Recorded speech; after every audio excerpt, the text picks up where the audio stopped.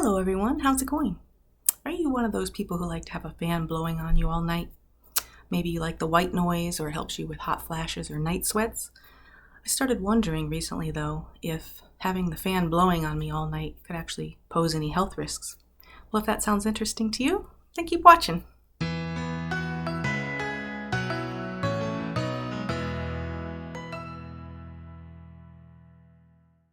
Now, I've been sleeping with a fan on pretty much ever since I can remember. I grew up in Florida with no air conditioning, so I've kind of gotten used to that white noise, and since I'm a light sleeper, it really helps.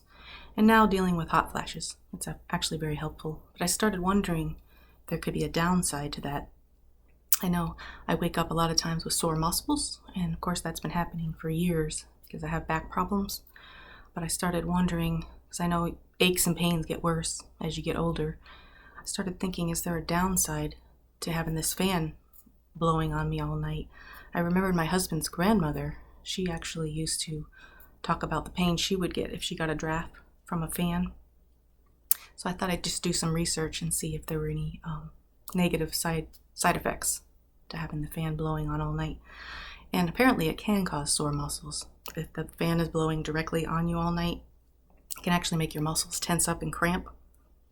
It can cause some people congestion because it dries out their mouth, nose, and throat. It can actually cause an overproduction of mucus, which could lead to headaches, stuffy nose, a sore throat, and maybe even cause you to snore.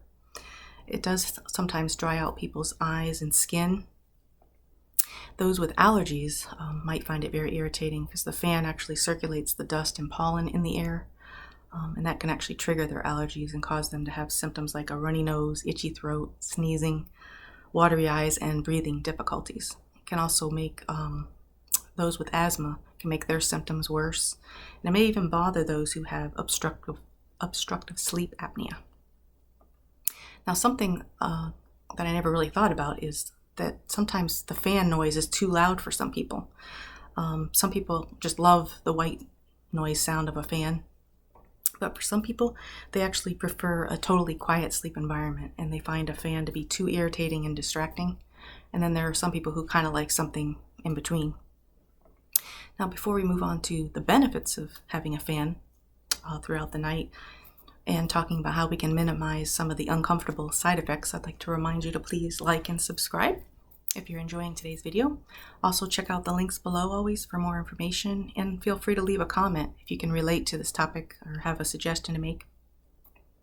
So some of the benefits of having a fan on all night are obviously it can help us to feel cooler, which is very helpful because if we're too hot at night, we may have difficulty falling asleep or even staying asleep.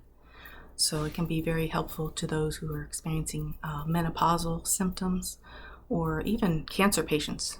They experience night sweats. Now, the white noise is another benefit. It can be very soothing, and it can really help kind of just drown out those extra noises that might otherwise interrupt our sleep. Now, there are people who experience tinnitus from time to time. It's actually a ringing sound that comes from inside the ear. And sometimes they can use a fan to kind of mask the sound so that that ringing isn't so distracting. It can also make the air in our bedroom feel more fresh, keeps the bedroom from feeling stuffy and like having that stagnant air. Now, some suggestions that might help with the negative side effects, like if people have muscle aches or congestion, one of the suggestions I found was to get a portable fan because that can actually be moved around in different locations, whereas a ceiling fan, you can't really move that around, but you can make sure the fan is the right distance from you, which should be about 2 to 3 feet away. You can make sure it's not blowing directly on you. Some people actually will have it blowing on just the bottom half of their body if they tend to experience neck stiffness, or if they get that dryness with their nose and their throat, if it's not blowing right on their face all the time. That can be helpful. Some people even like to use an oscillating fan. That kind of prevents the air from moving only in one direction. And some people, if they only need the fan to fall asleep, they can use a fan that has a timer on it. So they can set it to go off after an hour or two or whatever works for them. And of course that saves electricity as well. Now, if you're still experiencing a lot of dryness, you can actually use a humidifier along with your fan. I thought it was kind of cool. They actually have some that are 2-in-1.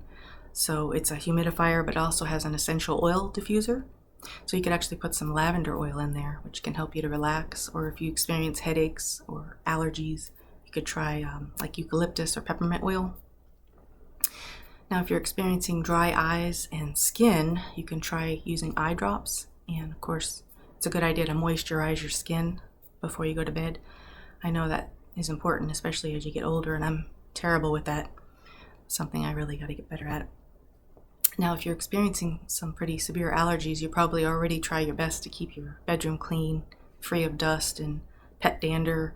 Try to keep the fan clean, but if that's still not working well, you could actually purchase a HEPA purifier, which is a high efficiency particulate air purifier, and that can actually filter out some of those particles in the air that might irritate your allergies. If you're still experiencing problems, you might want to consider purchasing a white noise machine, which those are pretty handy. They're easy to travel with, and they have several different sounds you can choose from, and some of those have a timer on them as well. Now, this part about the fan being too loud seems surprising to me, but then recently, I don't know if I cleaned the fan or what, but it started sounding like it was roaring. So I actually had to turn it from high to medium because the noise did sound pretty irritating. So you might need to change to a lower setting on your fan or purchase a fan that's a little bit quieter if you have like a sensitivity to ambient noise. So what I found was that sleeping with a fan is generally safe. However, some people may experience some bad side effects, but hopefully some of the suggestions we talked about here today will help you. Well, I hope you've enjoyed today's information, and hope to see you in the next video where we'll discuss another way we can improve our health.